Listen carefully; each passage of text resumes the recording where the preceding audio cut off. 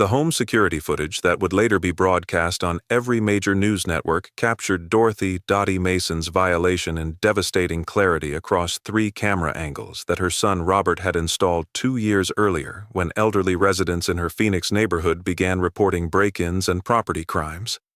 At exactly 2:47 p.m. on a Wednesday afternoon, 4 men wearing black Serpent Cartel colors walked up the driveway of the modest ranch house where Dottie had lived for 43 years, rang the doorbell with casual confidence that suggested they believed themselves untouchable, and waited for the 70-year-old retired schoolteacher to answer. When she opened the door, thinking perhaps it was a delivery or one of her former students who occasionally visited, the lead sicario placed his boot against the doorframe to prevent her from closing it, and spoke loud enough that the security cameras and the 3 neighbors watching from their yards could hear every word. "Dorothy Mason, you are the mother of Robert Mason, president of Hell's Angels Phoenix chapter," Gabriel La Serpiente Vega said in heavily accented but precise English, his voice carrying neither emotion nor particular malice but the clinical delivery of someone communicating a message he'd been paid to deliver. "You have been offered very generous terms to sell this property, $450,000 for a house worth maybe $200,000. You have refused 3 times. This is your final opportunity to accept. You have 7 days to sign the sale agreement. If you do not sign, we return with different methods of persuasion. Your son cannot protect you 24 hours every day. Eventually, you will be alone. Eventually, we will return. Think carefully about whether this house is worth dying for, Mrs. Mason. 7 days." The 4 men walked back to their vehicle and drove away slowly, deliberately, ensuring that the dozen witnesses in the neighborhood understood this wasn't covert intimidation, but public declaration that elderly residents could be threatened with impunity. Dottie stood in her doorway for 37 seconds after they left, her hands shaking, her mind processing that she'd just been threatened with death in broad daylight by cartel members because she'd refused to sell the home where she'd raised Robert, where she'd nursed her husband through cancer until his death 8 years ago, where every room held memories of the 43 years that defined her adult life. She called Robert at 2:51 p.m., her voice steady, despite the fear consuming her because 46 years of being a schoolteacher had taught her how to project calm when children needed stability. "Robert, 4 men just came to my house. They said they were cartel. They said I have 7 days to sell my property, or they'll return with different methods of persuasion. They mentioned you by name. They knew you're with the angels. Son, I'm scared. What's happening?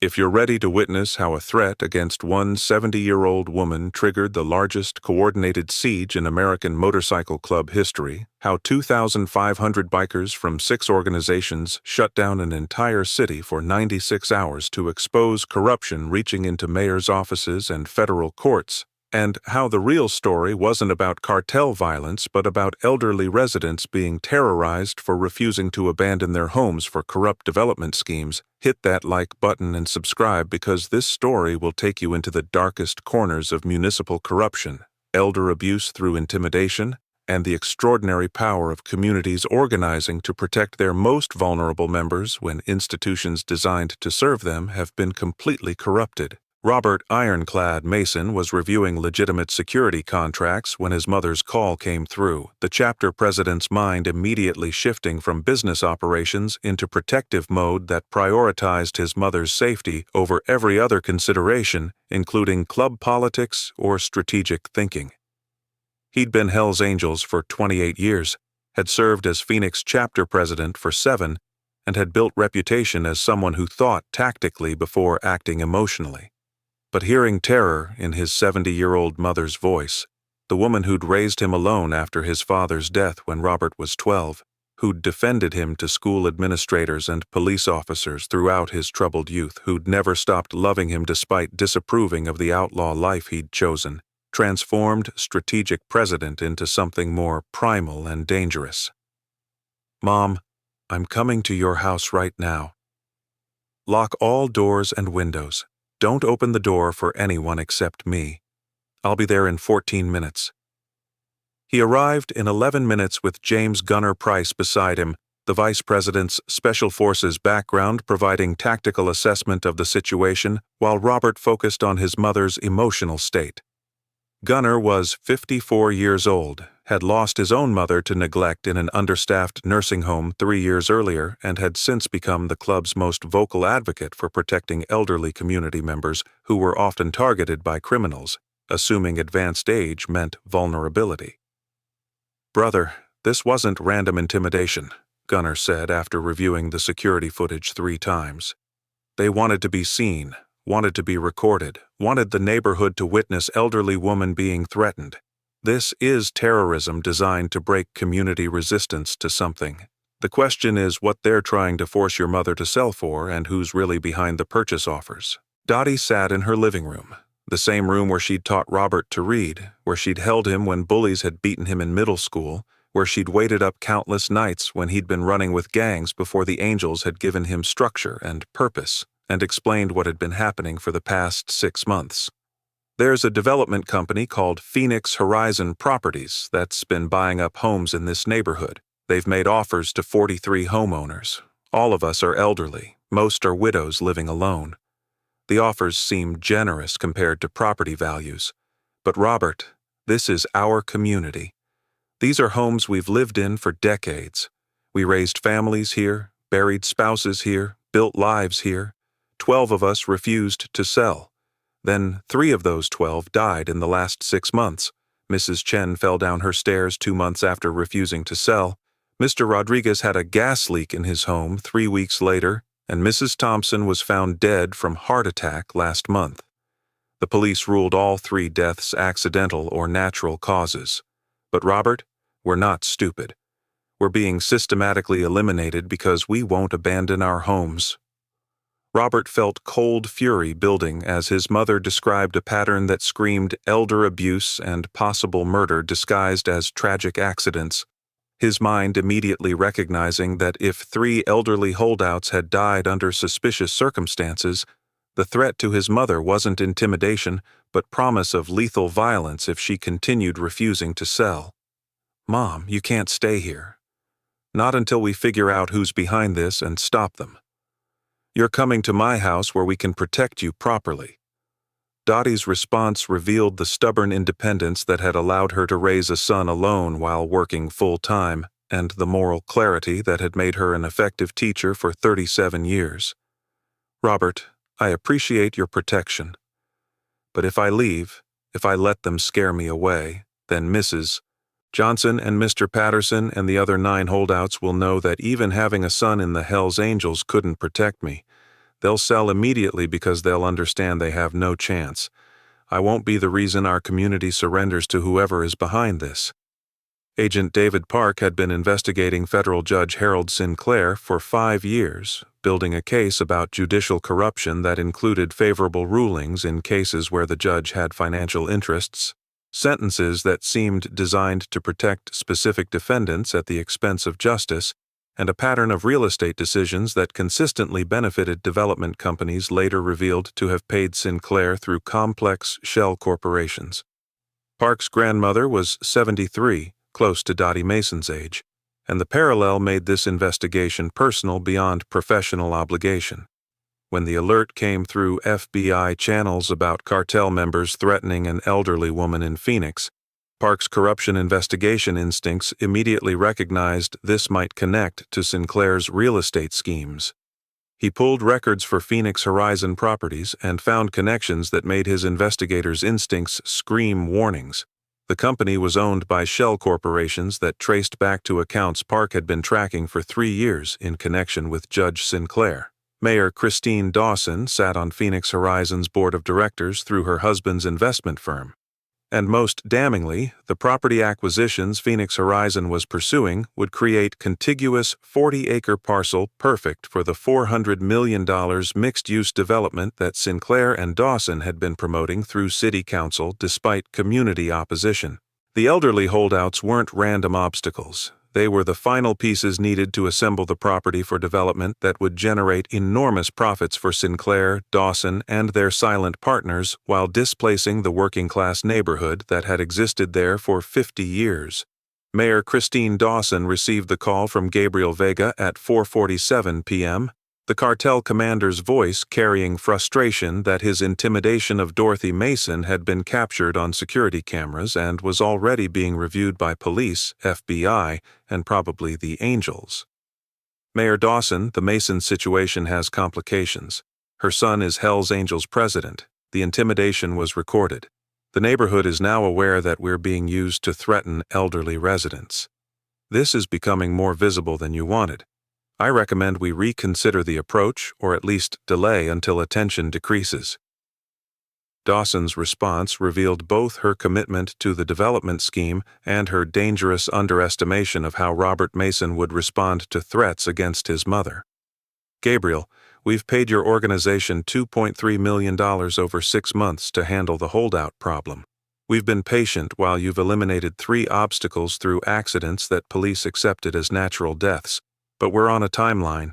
The development permits expire in 45 days, and we need those properties consolidated before then, or we lose $400 million in financing.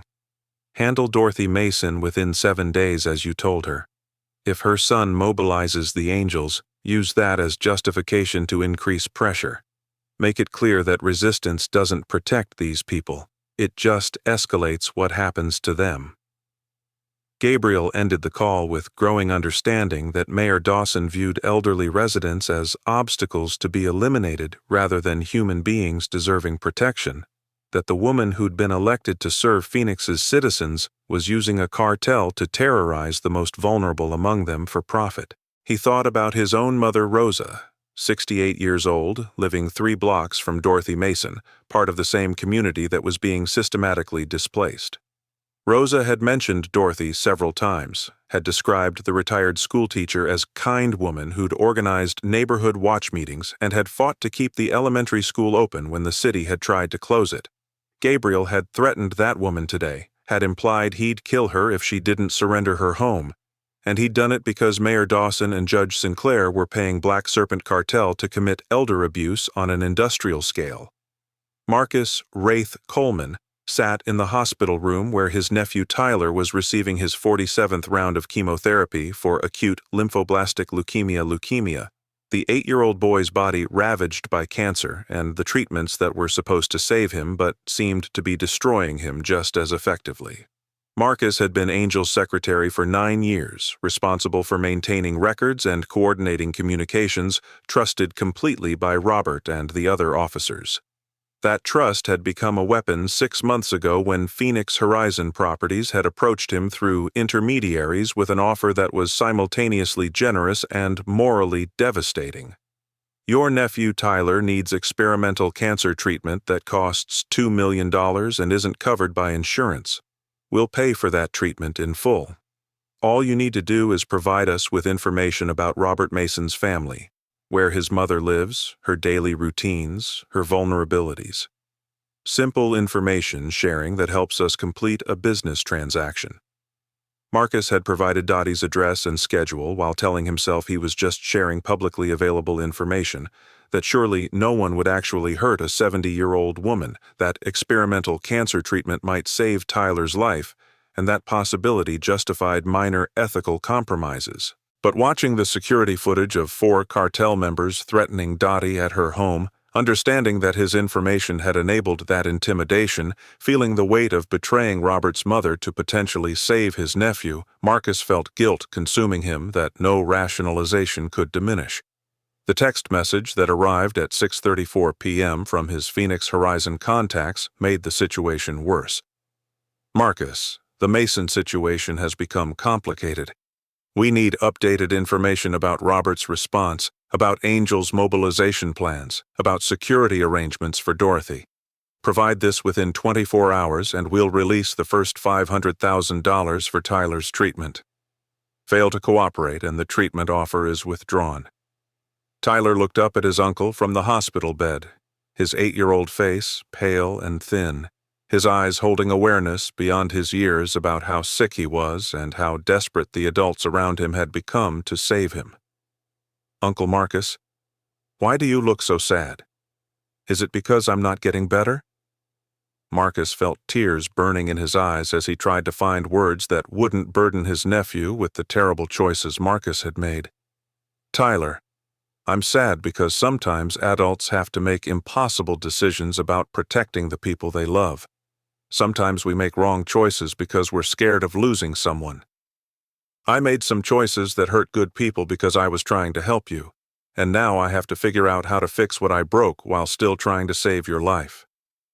James Gunner Price coordinated security for Dottie Mason's home by 8 p.m., positioning 6 angels in rotating shifts to ensure the house was never unguarded, installing additional security cameras, and coordinating with the 11 other elderly holdouts to provide similar protection for their properties. His Special Forces background provided tactical framework for defensive operations, but his personal experience losing his mother to nursing home neglect provided emotional motivation that went beyond club duty.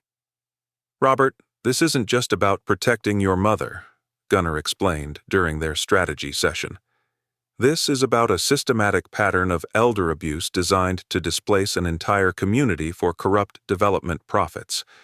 We've identified 12 elderly homeowners who refused to sell. 3 have died under suspicious circumstances in 6 months. Your mother was just publicly threatened on camera. If we don't stop this now, the other 8 will either sell out of fear or die from accidents that police won't investigate because corrupt officials are protecting the people behind the scheme. Robert understood that Gunner was right. This wasn't isolated threat, but coordinated conspiracy that required response beyond just protecting Dottie. We need to identify everyone involved: the development company, the officials protecting them, the cartel members they're using for enforcement, and we need to expose them in ways that force federal intervention because local authorities are clearly compromised. He pulled up his phone and began the calls that would trigger the largest multi-club mobilization in Southwest history. Not a traditional motorcycle run, but a coordinated siege designed to shut down an entire city until corruption was exposed and elderly residents were protected. I'm calling every chapter president within 500 miles. I'm requesting full mobilization to Phoenix within 48 hours. We're going to show Mayor Dawson and Judge Sinclair and whoever else is behind this that threatening our families, especially our elderly mothers who've never been involved in club business, that unites us in ways that territory disputes never could. Pastor Samuel Brooks found Rosa Vega crying in the sanctuary at 9 p.m., the 68-year-old woman seeking refuge in the church where she'd worshipped for 30 years and where Pastor Brooks had served the predominantly working-class Hispanic and Black congregation since 1998. Pastor, my son Gabriel came home today and told me he threatened Dorothy Mason, my friend Dottie, who I've known for 15 years. He said men paid him to scare her into selling her house. He said 3 other elderly neighbors have been killed to force others to sell. Pastor, my son is working for people who murder old women for their property. What have I done wrong as a mother that my son became this monster? Pastor Brooks had counseled Rosa through her husband's death, through Gabriel's involvement with Black Serpent Cartel, through her constant prayer that her son would choose different path. Now he held her while she cried and tried to find words that provided comfort without false hope. Rosa, you didn't create your son's choices. You've been praying for his redemption for 20 years. But sometimes our children choose darkness despite everything we do to guide them toward light. The question now isn't what you did wrong as a mother, it's what you can do right as a witness to corruption. If what Gabriel told you is true, if elderly residents are being murdered for refusing to sell their homes, then you have information that could stop more deaths. You have a choice between protecting your son or protecting your community. That's an impossible choice, but it's the one Gabriel's actions have forced you to make. Rosa processed Pastor Brooks's words with the wisdom of 68 years of surviving in communities where choosing between family loyalty and moral duty often determined who lived and who died. Pastor, if I testify about what Gabriel told me, he goes to prison or gets killed by the people who hired him. But if I stay silent, Dottie dies. Mrs. Johnson dies. 8 more of my neighbors die so rich people can build condos no one in our community can afford. I know what the Bible says about honoring your children, but I also know what it says about protecting the vulnerable and speaking truth about evil. I choose my community. I choose Dottie. I choose to stop this, even if it costs me my son. The mobilization that Robert Ironclad Mason coordinated over the following 36 hours was unprecedented in its scale and strategic precision. 17 Hells Angels chapters from Arizona, California, Nevada, New Mexico, and Texas, plus 5 other major motorcycle clubs, Mongols, Banditos, Outlaws, Sons of Silence, and Pagans, all agreeing to send their full membership to Phoenix for coordinated action that would either force federal intervention or trigger the largest law enforcement response to motorcycle club activity in American history. By dawn on the second day after Dottie's threat, 2,500 bikers had converged on Phoenix with a mission that wasn't traditional violence but something more calculated and potentially more effective: a complete siege of every location connected to the corrupt development scheme that was terrorizing elderly residents. Thomas Reaper Martinez, national president of the Mongols MC, had been Robert's rival for 15 years over territory disputes and business conflicts, but he'd agreed to full mobilization within 3 hours of Robert's call because the threat to Dottie Mason represented something that transcended club rivalries. Elderly mothers being terrorized by corrupt officials using cartels as enforcement. "Robert, my mother is 72, Reaper had said during their coordination call. "She lives alone in East LA. If I don't respond when your mother is threatened, if I let elderly women become acceptable targets for intimidation, then I'm setting precedent that puts my own mother at risk.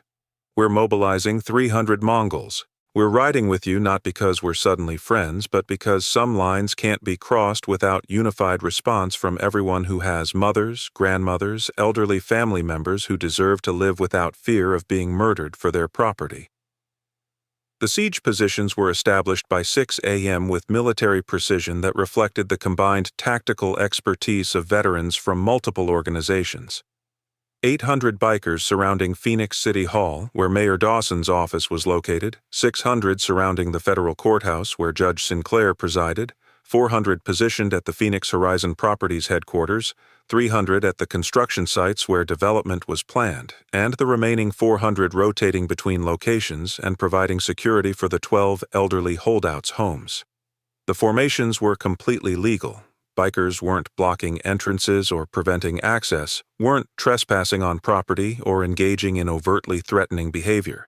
They were simply present in overwhelming numbers, their motorcycles creating visual and auditory barrier that made normal business operations impossible while technically violating no laws that could justify mass arrests.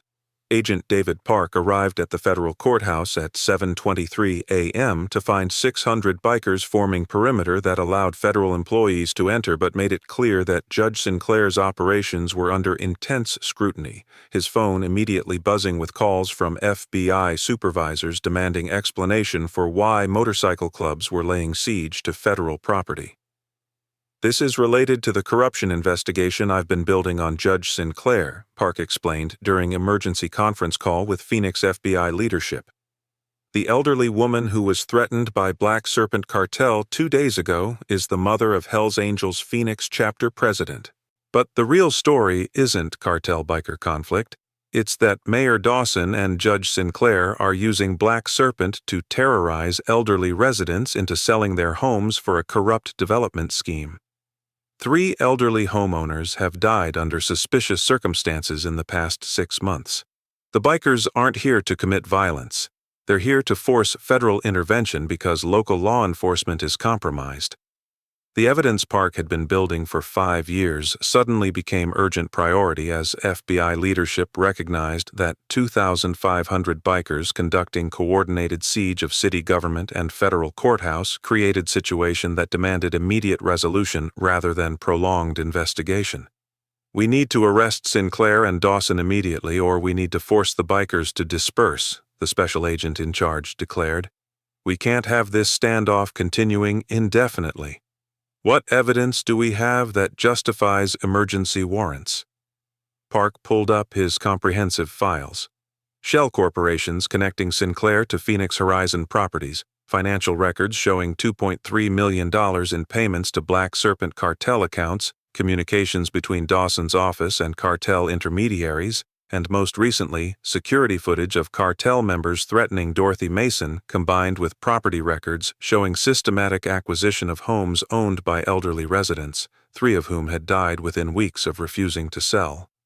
We have enough for warrants on Sinclair, Dawson, and the Phoenix Horizon executives, Park argued. But executing those warrants with 2,500 bikers watching means any mistakes, any appearance of protecting the targets, any delay in bringing charges will trigger response we might not be able to control. These clubs have put aside decades of rivalry to respond to threat against elderly women. They're demonstrating that protecting vulnerable community members matters more than their traditional conflicts. If we don't act decisively to address the underlying corruption, if we focus on dispersing the bikers rather than prosecuting the officials who triggered this response, we'll be choosing the wrong side of a situation that has clear moral lines despite the legal complexities. Mayor Christine Dawson watched from her office window as 800 motorcycles surrounded City Hall, their presence making it impossible for normal city business to continue, while media helicopters captured footage that would dominate national news for days. Her chief of staff, Patricia Raines, stood beside her with growing panic. "Mayor, every major news outlet is covering this. They're calling it the Phoenix Siege, and framing it as bikers protecting elderly residents from corrupt officials. Your political opponents are demanding investigations. The FBI is executing warrants on Phoenix Horizon properties. This is completely out of control." Dawson felt her carefully constructed political career collapsing as she understood that threatening one Hells Angels president's mother had triggered response that would expose the entire development scheme she'd been building for 3 years. "We need to eliminate the elderly holdouts immediately," Dawson said, her desperation overriding any remaining caution. "If Dorothy Mason and the other holdouts die from gas leaks or falls or heart attacks before FBI can secure their testimony, if we can complete the property consolidation before arrests happen, we can claim we had no knowledge of cartel intimidation and were just facilitating legitimate development. Contact Gabriel Vega. Tell him we're tripling his payment. The 8 remaining holdouts need to die within 48 hours from causes that appear natural." Patricia stared at her boss with dawning horror as she realized Dawson was ordering mass murder of elderly residents to cover up corruption that was already exposed. "Christine, you're talking about killing 8 people, including a 70-year-old retired school teacher. You're ordering massacre to protect a real estate deal. I can't be part of this. I won't be part of this." Gabriel La Serpiente Vega received Mayor Dawson's order at 10:47 a.m. while sitting in his mother Rosa's living room, the cartel commander having come home to check on her after learning she'd been crying at church about his role in threatening Dorothy Mason. The text message was explicit and horrifying. "Gabriel, situation critical. Need 8 remaining holdouts eliminated within 48 hours. Natural causes or accidents only. Payment tripled to $7 million. Must act immediately before FBI secures witnesses." Gabriel showed the message to his mother without speaking, watching her face transform from grief to determination as she understood that her son was being ordered to commit mass murder of elderly residents, including her friend Dottie. "Mijo, you have a choice," Rosa said in Spanish, her voice carrying the authority of mother who'd raised 4 children alone after her husband's death, and who'd survived 40 years in communities where cartels corrupted everything they touched. "You can follow this order and become the kind of monster who murders old women for money. You can kill my friend Dorothy, kill Mrs. Johnson who brings me tamales at Christmas, kill 8 people who've done nothing except refuse to abandon their homes. Or you can choose differently. You can provide evidence to the FBI about who hired you, who paid you, who ordered the deaths of the 3 elderly residents who've already been killed. You can face prison for what you've already done while preventing more deaths. That's redemption, Gabriel, not forgiveness. You don't deserve that, and I can't give it." "But Redemption through choosing to stop being evil even when that choice costs you everything. Gabriel looked at his mother, 68 years old, surviving on Social Security and the money he provided from his cartel work, living in the same community that was being displaced by the corruption he'd enabled, and felt something break inside him that couldn't be repaired. He'd committed terrible crimes for Black Serpent Cartel over 20 years, had hurt and killed people for money, had told himself it was just business rather than acknowledging the human cost of his choices. But ordering him to murder 8 elderly residents, including his mother's friends, watching Rosa's face as she understood what he was being asked to do, understanding that following this order would make him someone his mother couldn't love anymore. That was the line Gabriel couldn't cross. "Mama, if I testify against Mayor Dawson and Judge Sinclair, Black Serpent kills me. If I refuse their orders but don't testify, they kill me. Either way, I'm dead. But at least if I testify, if I provide evidence that stops this, maybe you can still love me after I'm gone. Maybe Dottie and the others survive. Maybe that's worth dying for." The emergency meeting that Robert convened at 2 p.m. brought together presidents from all 6 clubs involved in the siege, their gathering in a secured warehouse representing unprecedented cooperation between organizations that had been enemies for decades. "Brothers, we've been maintaining this siege for 32 hours, Robert began, his voice carrying the controlled intensity of someone managing both tactical operations and personal fury about threats to his mother. "FBI is executing warrants on Phoenix Horizon properties and preparing arrests of Mayor Dawson and Judge Sinclair. But we've intercepted communications suggesting Dawson has ordered immediate elimination of all 8 remaining elderly holdouts, including my mother. We have maybe 48 hours before Black Serpent makes coordinated assault on multiple targets. We can't protect 8 different locations against determined cartel attack. We need to consolidate the elderly residents in one defensible location, or we need to force faster federal response that makes killing them impossible."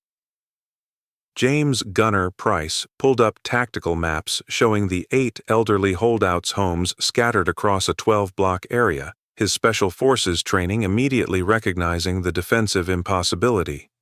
"We don't have enough people to adequately protect 8 separate locations against coordinated assault. Even with 2,500 bikers, we're spread too thin if Black Serpent hits multiple targets simultaneously. I recommend we evacuate all 8 elderly residents to the clubhouse where we can establish proper defensive perimeter. But that means asking them to abandon their homes, the exact thing they've been refusing to do for 6 months. We're asking them to surrender what they've been fighting for in order to survive long enough to see the people who threatened them face prosecution." Dottie Mason's response when Robert presented this recommendation revealed the stubborn independence that had defined her 70 years and the wisdom that came from decades of teaching children about standing up for principles even when that was difficult.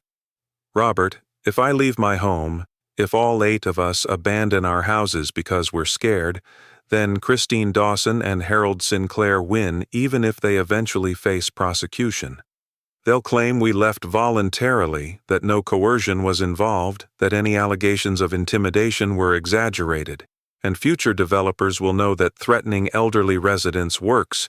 You just have to scare them badly enough that they abandon their property even before you can steal it legally. I'm not leaving my home. If I die defending it, at least I die on my terms in the place where I raised you and loved your father and built my life. That's better than dying in your clubhouse feeling like I surrendered everything that mattered." Marcus Wraith Coleman walked into Robert's office at 4:34 p.m. with confession that felt like swallowing broken glass, his secretary patch seeming to burn against his chest as he prepared to admit that he'd betrayed Dottie's location to the people trying to kill her. "Robert, I need to tell you something that's going to destroy whatever trust you have in me. 6 months ago, Phoenix Horizon Properties approached me. My nephew Tyler has leukemia. He needs experimental treatment that costs $2 million. They offered to pay for that treatment if I provided information about your family, specifically your mother's address and daily routine. I gave them that information believing they just wanted leverage for business negotiations. I didn't know they were using Black Serpent to terrorize elderly residents. I didn't know 3 people had already been killed. But my information enabled them to target your mother. I betrayed Dottie to potentially save Tyler, and now Tyler is dying anyway. The doctors said yesterday he has maybe 3 days left. The treatment they promised won't work. I sold out your mother for nothing. Robert stared at his secretary, a man he'd trusted for 9 years, had relied on for maintaining records and coordinating communications, had considered a brother, and felt rage building that was different from anything he'd experienced with Mayor Dawson or Judge Sinclair, because this was betrayal from inside, from someone who'd worn the patch and sworn the oath. Marcus, your nephew is dying. I understand that desperation. But you gave them my mother. You enabled cartel members to threaten a 70-year-old woman at her home. The fact that you were coerced through Tyler's illness doesn't erase what you did. It just explains it. He paused, processing the full implications. Tyler has 3 days left. You spend those 3 days with him. You're there when he passes. You make sure he knows he's loved despite the terrible choices you made trying to save him. Then, Marcus, you're out bad. You leave Arizona. You never come back. And if we find evidence that your betrayal directly causes my mother's death, exile won't be enough. Understand? Marcus nodded, tears streaming down his face, understanding that Robert was showing mercy by allowing him to be with Tyler during his final days rather than facing immediate club justice. Robert, I have information that might help protect Dottie and the others. Phoenix Horizon sent me a text this morning demanding updates about your defensive positions. That means they're planning assault soon, probably within 48 hours like Gunner predicted. But they also sent payment instructions for the $500,000 they promised for Tyler's treatment. Those payment instructions trace back to bank accounts that the FBI can use as evidence. I'm giving you everything: my phone records, the financial documentation, communications with Phoenix Horizon. Use it to protect your mother and destroy the people who used my dying nephew as leverage for corruption. Agent David Park received the anonymous package at 6:47 p.m., Marcus Coleman's complete documentation of his 6-month cooperation with Phoenix Horizon Properties, including financial records showing payments from accounts connected to Mayor Dawson and Judge Sinclair, communications between Phoenix Horizon and Black Serpent Cartel intermediaries, and, most damningly, text messages from that morning ordering immediate elimination of 8 elderly residents before they could provide testimony. The package included a typed note. Agent Park, this evidence shows Mayor Dawson ordering the murder of 8 elderly Phoenix residents to prevent their testimony about a corrupt development scheme. I provided information that enabled targeting of these residents because my nephew has terminal cancer and I was promised experimental treatment in exchange for cooperation. My nephew is dying. I'm guilty of betraying innocent people. But maybe this evidence prevents more deaths and exposes the corruption I enabled. A father who made terrible choices trying to save his son. Park spent 2 hours verifying the evidence before rushing it to the FBI command post that had been established to coordinate response to the biker siege. This is direct evidence of Mayor Dawson ordering multiple murders, Park explained during emergency briefing. We have her communications with Black Serpent Cartel ordering elimination of elderly residents. We have financial records showing payments from her accounts to cartel intermediaries. We have a timeline showing 3 previous deaths of elderly residents who refused to sell their properties. And we have testimony from Gabriel Vega, Black Serpent's regional commander, who contacted us 2 hours ago offering full cooperation in exchange for protective custody. Vega confirms he was hired by Dawson and Sinclair to terrorize elderly residents, confirms he participated in 3 previous murders staged as accidents, and confirms he received orders this morning to eliminate the 8 remaining holdouts within 48 hours.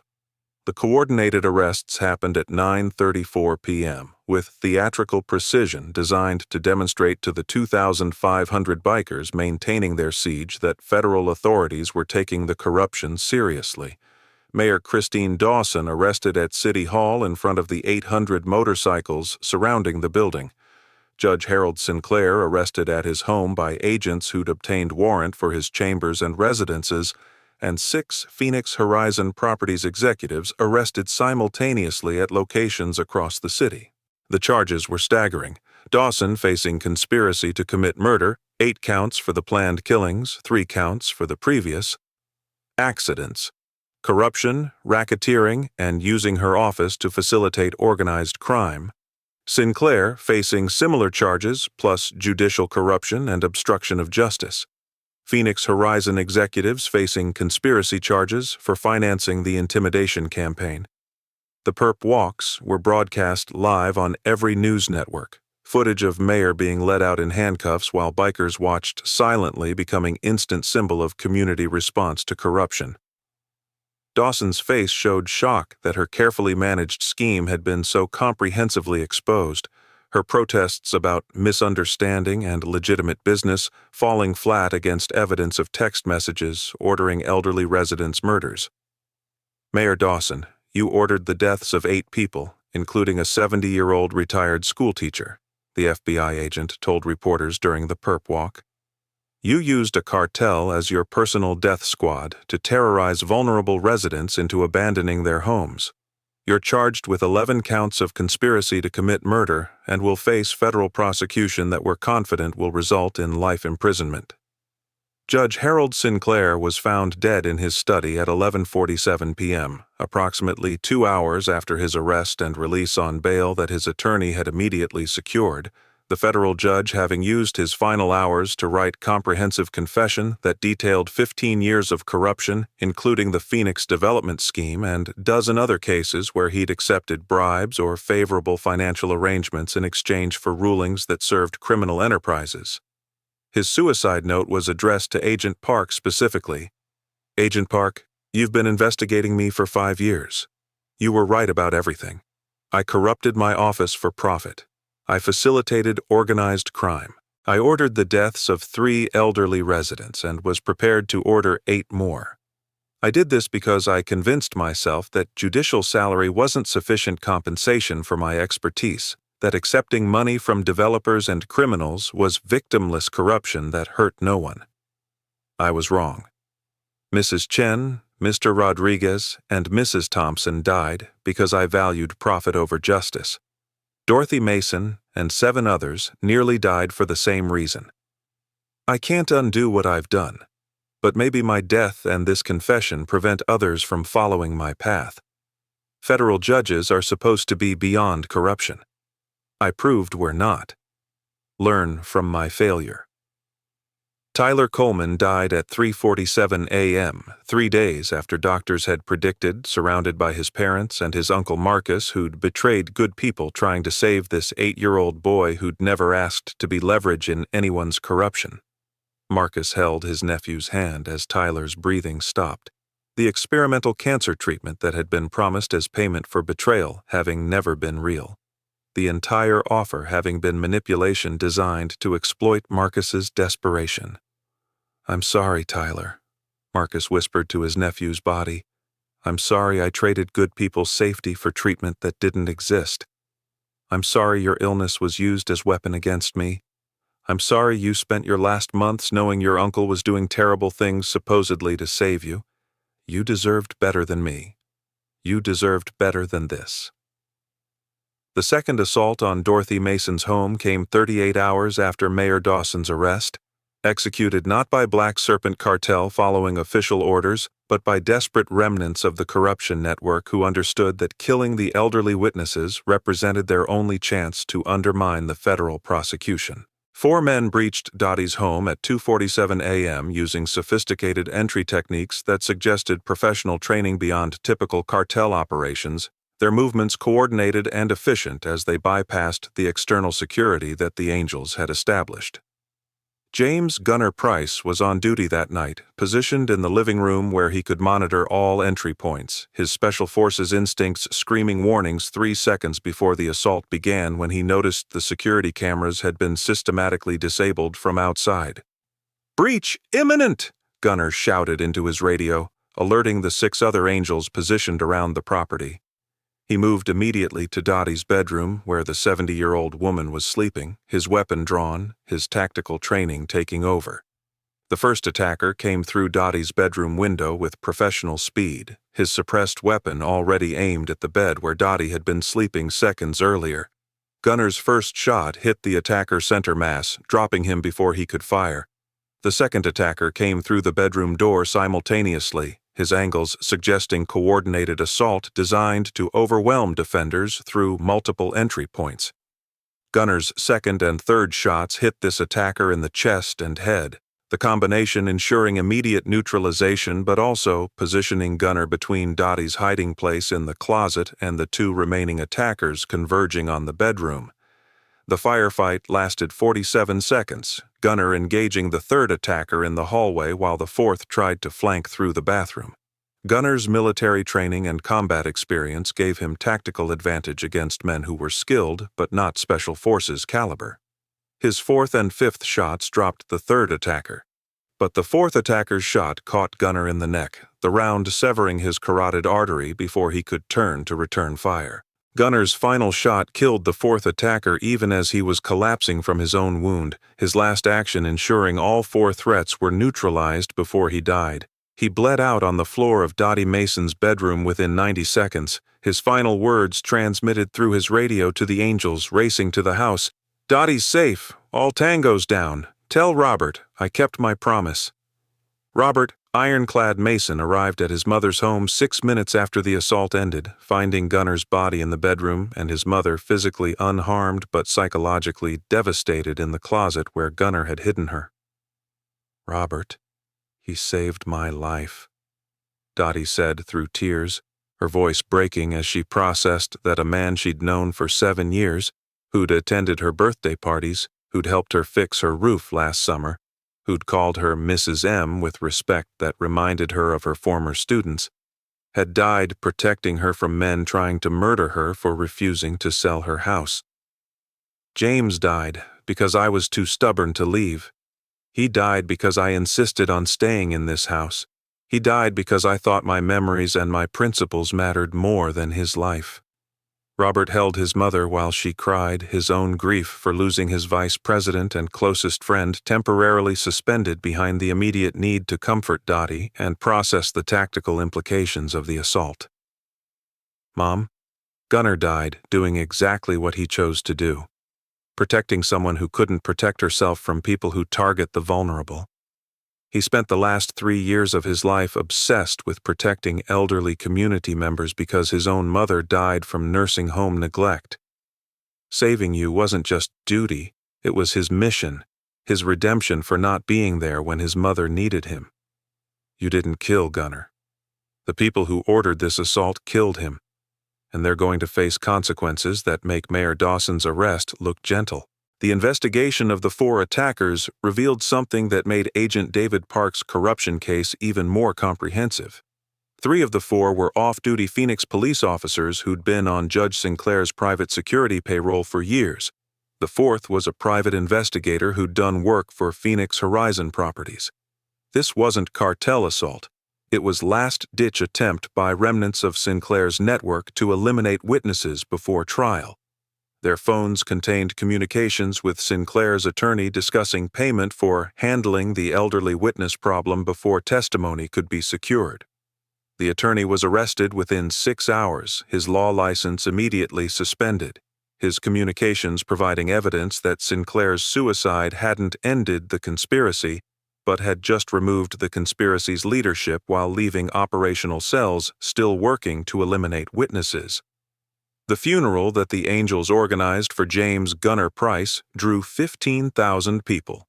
Bikers from 30 different clubs across 10 states, Army Special Forces veterans from his military service, elderly community members he'd protected through years of volunteer security work, and the 8 elderly Phoenix residents whose lives he'd fought to protect, including Dorothy Mason, who delivered a eulogy that reduced the assembled crowd to tears. "James Price died in my bedroom protecting me from men who wanted to kill me for refusing to sell my house," Dottie said, her schoolteacher's projection carrying her voice across the massive gathering. "He died because corrupt officials valued profit over human life, because a development scheme mattered more than my community, because $400 million was considered more important than 8 elderly residents' right to remain in our homes. But James also died proving that some people still believe protecting the vulnerable matters more than money, more than safety, more than life itself. My son Robert is a Hell's Angel, an organization that society often views as criminals. But James was Robert's brother, was part of that same organization, and he gave his life for a 70-year-old schoolteacher he had no obligation to protect except that his character demanded it. She paused, looking across the sea of leather patches and military uniforms and elderly faces. I'm not leaving my home. I'm staying in the house where James died protecting me because abandoning it would mean his sacrifice was wasted.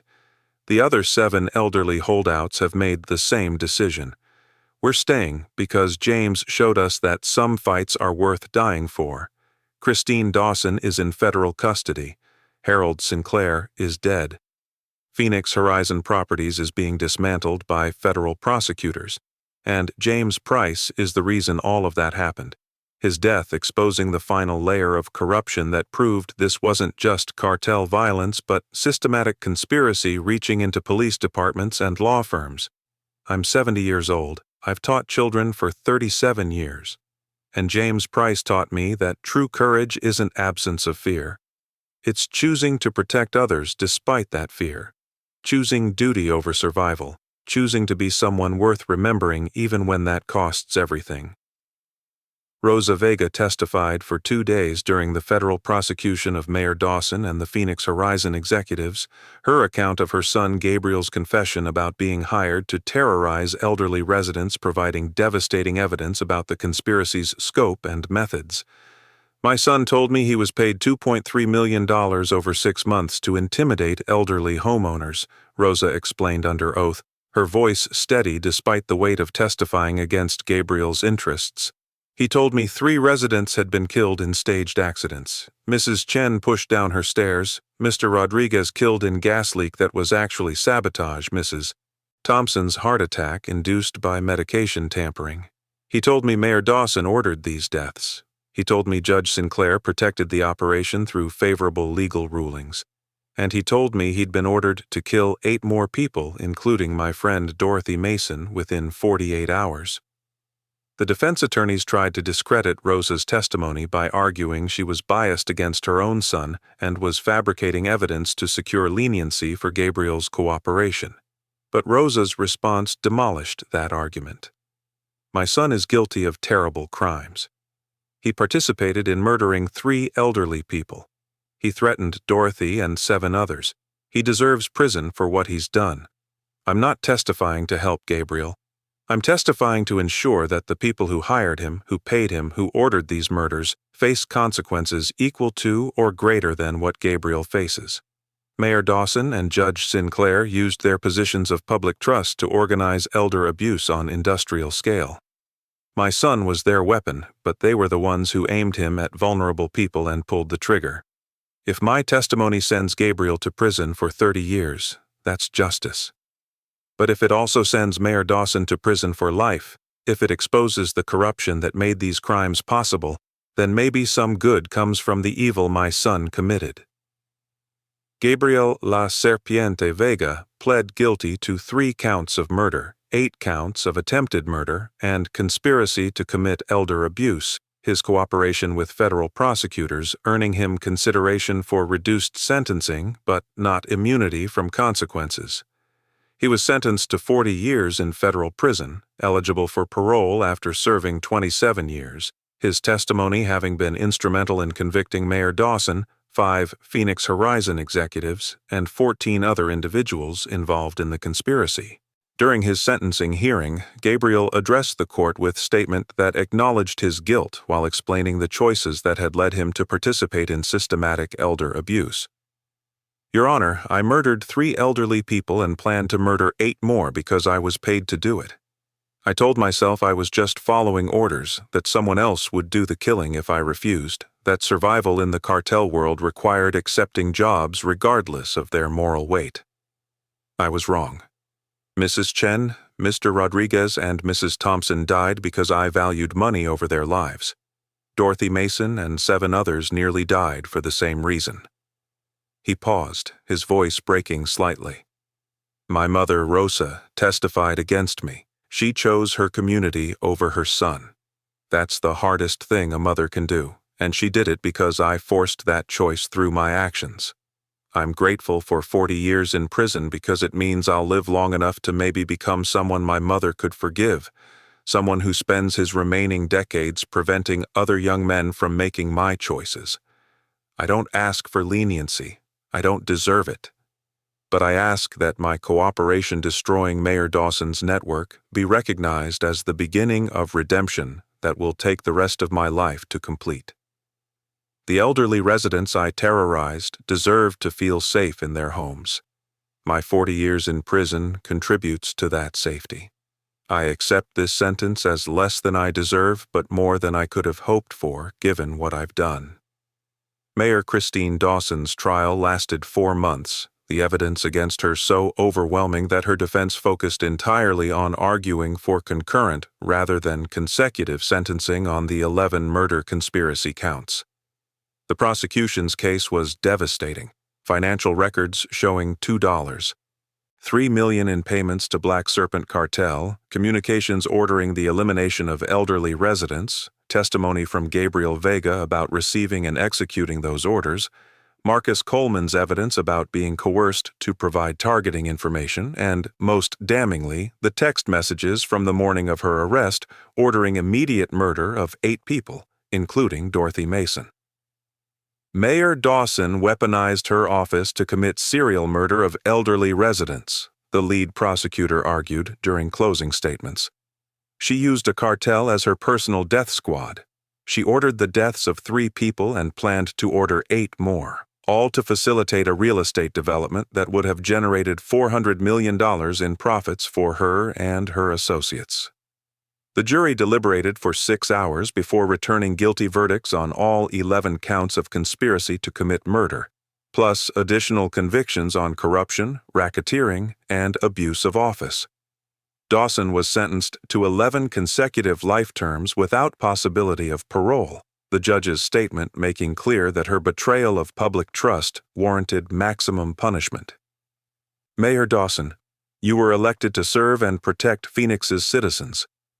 You used that position to terrorize the most vulnerable among them, elderly residents who'd lived in their community for decades and simply wanted to remain in their homes. You ordered their deaths with the same casualness that others might order office supplies. You valued $400 million in development profits over 11 human lives. You represent the worst corruption that democratic institutions can produce. You will spend the rest of your life in federal supermax prison with the absolute certainty that you will die there as punishment for turning public service into organized crime. The Phoenix Horizon Properties development was permanently canceled 6 months after the arrests. The 43 properties that had been acquired through legitimate sales returned to a community land trust that guaranteed they'd remain affordable housing for working-class families. The 12 elderly holdouts who'd refused to sell maintained their homes, their property values increasing significantly as the neighborhood became symbol of community resistance to corrupt development. Dorothy Mason remained in her house. The bedroom where James Gunner Price had died protecting her transformed into memorial space, where she kept photographs of Gunner and the 3 elderly residents who'd been murdered for refusing to sell, the room serving as reminder that some principles were worth defending, even when that defense cost lives. Marcus Wraith Coleman left Arizona 3 days after Tyler's funeral, his exile from the Angels meaning he could never return to the state or contact his former brothers. He settled in Oregon working as motorcycle mechanic under a name that wasn't his life defined by grief for his nephew and guilt for the betrayal that had enabled threats to Dorothy and the other elderly residents. On the first anniversary of Tyler's death, Marcus received an envelope with no return address containing a photograph of Tyler smiling during healthier times and a handwritten note from Robert. Marcus, Tyler deserved better than the world gave him. You made terrible choices trying to save him. But your evidence helped protect my mother and expose corruption that would have killed 8 more people. That doesn't erase your betrayal, but it means Tyler's suffering wasn't completely without purpose. Live well enough to honor his memory. Don't waste the life he would have wanted you to have. Robert. The multi-club alliance that had formed to protect Dorothy Mason and expose the Phoenix corruption maintained unprecedented cooperation for 2 years following the siege. The 6 organizations that had coordinated the response continuing to work together on issues affecting elderly community members and vulnerable populations that traditional authorities often failed to protect. They established formal protocols for responding to elder abuse, created intelligence sharing networks that helped identify corrupt officials before they could systematically target vulnerable residents, and, most significantly, demonstrated that organizations with decades of rivalry could prioritize community protection over territorial conflicts when circumstances demanded it.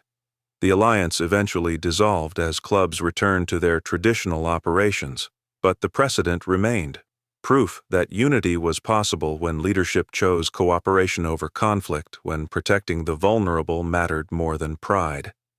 Robert Ironclad Mason stepped down as Phoenix chapter president 3 years after his mother's assault, his leadership legacy defined not by territorial expansion or criminal enterprise, but by demonstrating that 2,500 bikers could shut down an entire city to protect one elderly woman and expose corruption that reached into mayors' offices and federal courts.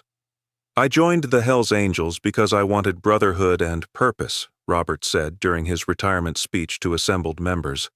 I'm leaving chapter presidency because Gunner's death showed me that purpose is measured in what we're willing to sacrifice for people who can't protect themselves.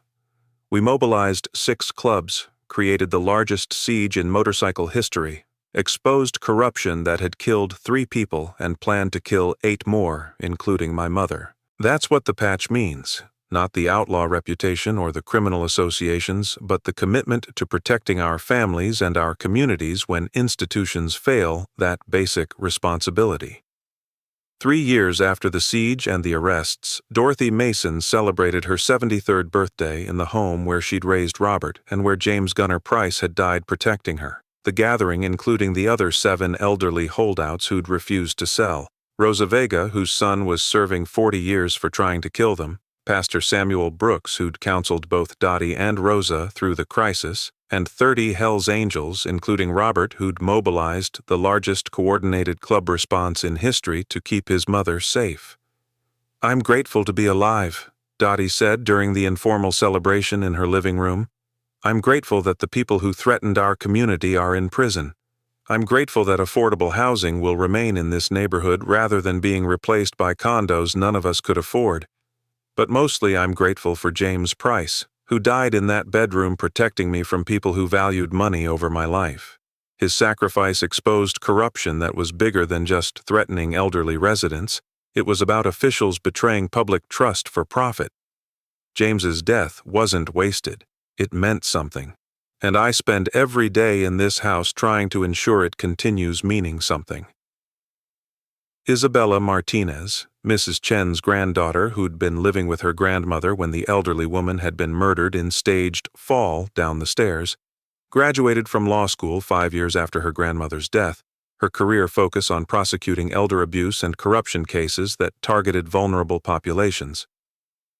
My grandmother was killed because she refused to sell her house, Isabella explained during interview for Legal Journal about emerging prosecutors focused on elder protection. She was 76 years old, had lived in that house for 43 years, and was murdered by cartel members hired by a corrupt mayor because $400 million in development profits mattered more than her life. If Dorothy Mason's son hadn't been a Hells Angels president, if 2,500 bikers hadn't laid siege to Phoenix demanding accountability, if James Price hadn't died protecting Dottie, my grandmother's murder would have remained classified as accidental death. The legal system failed her. It took motorcycle clubs to force the system to function properly. That's shameful, And it's why I'm dedicating my career to ensuring vulnerable people don't need outlaw organizations to protect them from corrupt officials. Agent David Park was promoted to head FBI's Public Corruption Unit for the Western region. His role in exposing Judge Sinclair and Mayor Dawson, establishing his reputation as someone who'd investigate powerful officials when evidence demanded it. He maintained contact with Robert Mason through unofficial channels, their relationship defined by mutual respect between people who'd chosen different paths to similar destination, protecting vulnerable people from corruption that hid behind authority. The Phoenix siege taught me something uncomfortable about law enforcement, Park acknowledged during interview about his career trajectory. We failed Dorothy Mason and the other elderly residents. We knew Judge Sinclair was corrupt but moved too slowly to stop him before people died. We knew Mayor Dawson was problematic but didn't prioritize investigating her connections to Phoenix Horizon. It took 2,500 bikers shutting down a city to force us to act with the urgency the situation demanded. That's indictment of how our systems function, or fail to function, when powerful people are involved. I'm grateful the Angels mobilized. I'm ashamed they had to. Their story serves as reminder that corruption can reach the highest levels of municipal and judicial authority, that elderly residents are often targeted by predators who assume vulnerability equals acceptable victimization, and that sometimes justice requires extraordinary community response rather than relying on institutions that have been compromised. Mayor Dawson thought she could terrorize elderly residents into abandoning their homes using cartel proxies while hiding behind her elected position. Judge Sinclair thought his judicial authority made him immune from consequences for facilitating organized elder abuse. Both learned that threatening one elderly woman whose son happened to be a motorcycle club president triggered response that exposed their entire corrupt network, that 2,500 bikers could shut down a city until accountability was achieved, and that communities organizing to protect their most vulnerable members could accomplish what traditional law enforcement had failed to prioritize.